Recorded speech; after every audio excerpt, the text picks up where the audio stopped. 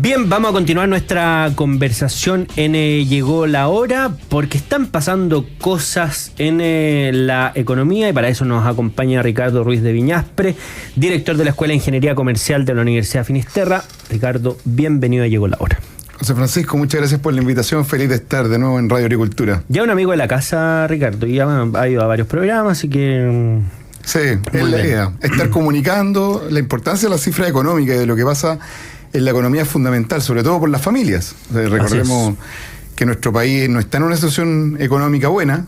Tenemos más de 800.000 desempleados en nuestro país, por lo tanto, tener políticas públicas activas de empleo es algo relevante. Bueno, partamos con un estatus de la economía, porque ha habido distintas cifras. La cifra de inflación preocupó, el IMASEC preocupó, pero después hubo otra respecto a cuánto crecería el PIB en nuestro país. Entonces salen cifras en distintas líneas. ¿Cómo verías tú lo que está pasando en Chile? Bueno, yo creo que el problema de Chile es que estamos en un país estancado. Estamos en un país que no crece como debería crecer. Nosotros deberíamos tener al menos una meta de crecimiento del 4% anual y estamos poquito más de la mitad de eso, ¿eh? Entonces, lamentablemente estamos como en la selección chilena del fútbol, ¿cierto? Estamos en la parte baja de la tabla, cuando debiésemos estar aspirando a mucho más, ¿eh? Cuando debiésemos estar hablando de políticas públicas que permitan dinamizar la economía para crecer justamente al 4%. Vimos hace poco que el IMASEC de septiembre fue de 0%, ¿eh? Y que después se corrigió un poco al alza, al 0,3%, pero te das cuenta que estamos peleando las décimas, ¿eh? Claro. Y no los puntos, ¿eh? Nosotros debíamos estar peleando crecer un 1% más, un 2% más, ¿eh? Pero estamos creciendo un 0,3%, un 0%, que no es suficiente para un país que quiere generar empleo. Porque nunca olvidemos que el crecimiento económico impacta en la generación de empleo, y eso ayuda a las familias a tener un mayor bienestar. Y en ese sentido, cuando uno ve las cifras, pero también cuando uno ve las declaraciones, por ejemplo, la declaración de hoy día del presidente Boric, que dice hay un pesimismo ideológico de los grandes empresarios en este país. Le responde Juan Sutil, expresidente de la CPC, dice son críticas incorrectas, injustas e innecesarias. ¿Esto queda más como en el dime y direte o genera algún impacto en lo que pasa en la situación económica?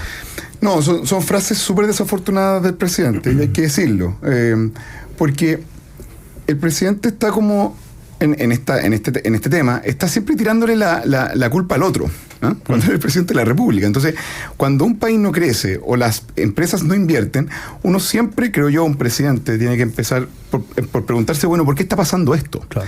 ¿Qué es lo malo que está pasando en Chile? Que los inversionistas no están invirtiendo o se están yendo capitales, como fue una noticia hace poco tiempo atrás. Hay que preguntarse, bueno, ¿qué estamos haciendo mal y qué podríamos estar haciendo mejor? Pero la política de culpar al otro, como por hacer un símil, es como el alumno que le va mal en una prueba y dice, no, es que la prueba estuvo muy difícil, ¿eh? Pero al parecer el problema fue que no estudió, ¿eh? Esto es como parecido, ¿no? El país no crece porque los empresarios no invierten. Bueno, pero los empresarios también podrían decir, es que las condiciones no están propicias para invertir.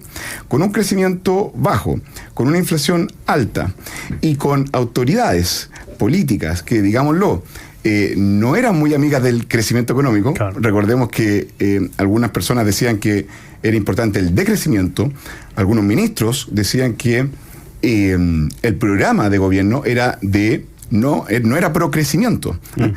El embajador en Brasil decía que había que inyectarle inestabilidad a nuestro país. O sea, son frases súper infantiles que no están relacionadas con el fondo de la importancia de lo que es la economía, donde justamente, si queremos hacer política social, si queremos tener más impuestos, bueno, tenemos que recaudar más tributos. Pero si queremos recaudar más tributos, entonces necesitamos que haya más dinamismo en la economía. Justamente que haya más empresas, que se paguen más impuestos, que se pague más IVA, que se consuma más. Pero para eso necesitamos más empleo. Y para tener más empleo necesitamos más empresas. Y para tener más empresas necesitamos más inversión.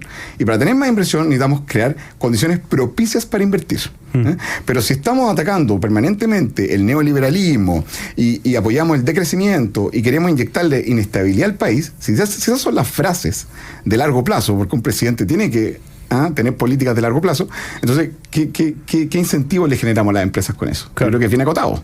¿Y qué señal también se da como a la economía de que las reglas del juego que hoy día existen, que pueden ser buenas o malas, lo que sea, vayan a permanecer en el tiempo, que al final es un dato que las empresas cuando van a hacer una inversión tienen que evaluar, porque pues yo puedo actuar en la economía con reglas malas, ¿verdad? Quizás voy a actuar menos, voy a actuar poquito, voy a dosificar, etcétera, pero no puedo no actuar si es que no conozco las reglas que van a pasar. Y un poco, dado el historial que tenemos de procesos constituyentes, de estas frases y de las personas que llegan al gobierno, hemos visto que hay ciertas cosas que se dicen y que incluso no se transforman en políticas públicas que generan un efecto importante. O sea, pienso en el caso, por ejemplo, Ricardo, en el caso de la promesa de la condonación del CAE.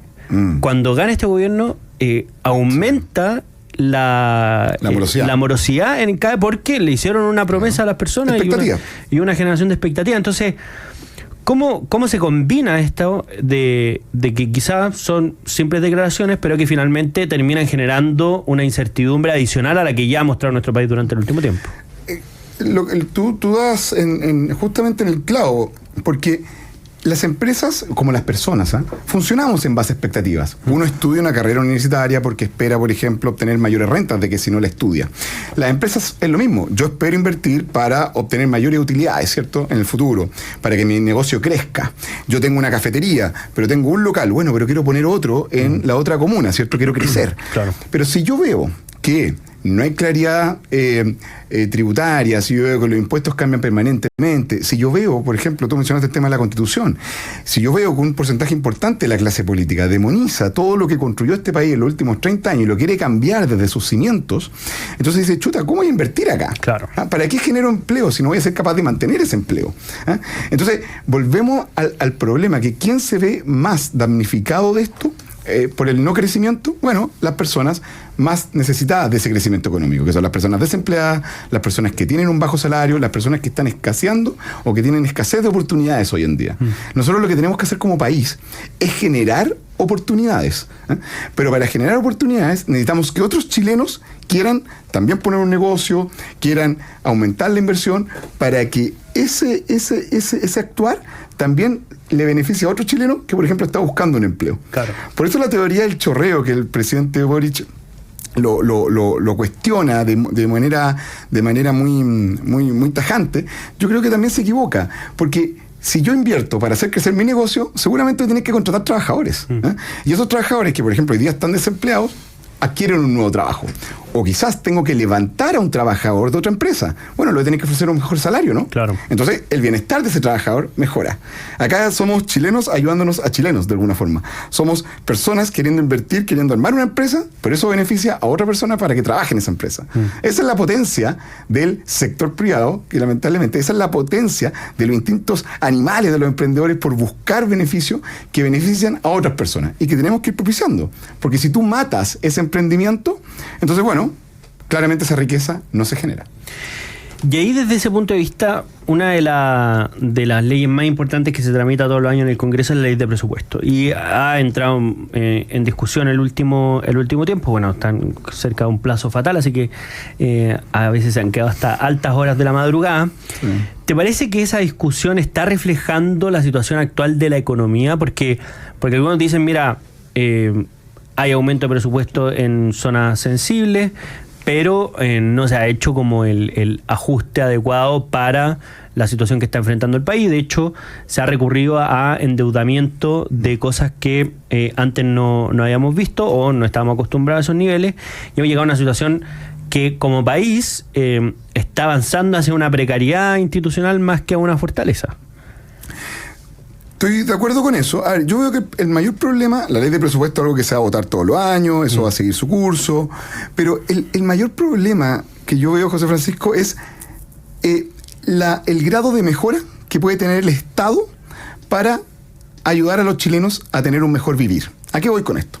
Nosotros hoy día en Chile tenemos más de 20 ministerios, estamos plagados de subsecretarías, tenemos un número importante de servicios públicos, pero con poco impacto. Claro. Con poco impacto social. Tenemos un Estado muy grande, capaz de hacer muchas cosas, pero no las hacemos tan bien. Entonces, yo prefiero que tengamos un Estado más chico, que haga menos, pero lo haga bien, versus hacer mucho y hacerlo mal. O sea, tenemos un financiamiento muy importante, el presidente lo celebraba, tenemos un presupuesto muy importante para cultura. Claro. Pero la gente se nos muere en las listas de espera de salud. Entonces, ¿cómo le decimos a una persona que se está muriendo en una lista de espera, que no la han operado en años, que es más importante la cultura? Claro. Entonces, yo prefiero priorizar ese gasto público. Prioricemos ese gasto público en las verdaderas necesidades de los chilenos y las chilenas. Es decir, salud, pensiones, educación, subsidios al empleo, para que haya mayor bienestar. Pero no puede ser todo importante. Gobernar creo que consiste en priorizar. Y esa priorización como país no la estamos haciendo bien. Esto no es solamente una crítica al actual gobierno, es también a los gobiernos anteriores. Tenemos que priorizar el gasto público, que no son pocos los impuestos que administramos, pero para que lleguen al corazón de los problemas de los chilenos. Pero si tenemos 22, 23 ministerios, es decir, tenemos 22, 23 prioridades, ¿cómo todo va a ser importante? Claro. No creo que todo pueda ser importante. Sobre todo en un país que todavía no es desarrollado, que tiene muchas necesidades básicas no cubiertas. Es muy importante priorizar el gasto público y para eso la reforma al Estado y a cómo gastamos los recursos es prioritario.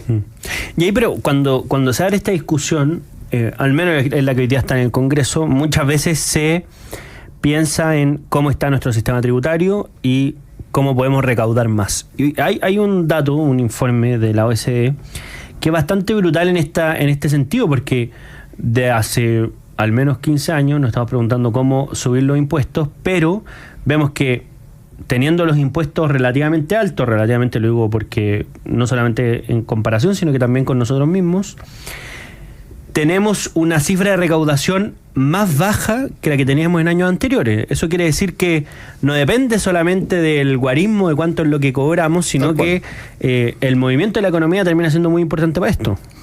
Bueno, eso es lo que nos enseñó un economista estadounidense de apellido Laffer, ¿cierto? Claro. O sea, hay una tasa de impuesto óptima con la cual tú maximizas la recaudación.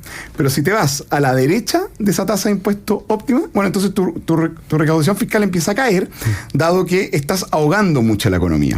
Porque estás cobrando tanto impuesto que al final los capitales se van, las empresas deciden no seguir invirtiendo, etcétera. Por lo tanto, aumentar los impuestos no siempre es algo positivo para la recaudación fiscal. Quizás es algo negativo, incluso. Entonces, yo lo que creo que lo que tienen que hacer los próximos gobiernos no es pensar en cómo aumentar más los tributos, sino cómo redestinar y gastar bien los tributos que ya recaudamos. Yo insisto, si tenemos 22 o 23 ministerios, entonces tenemos 22, 23 prioridades.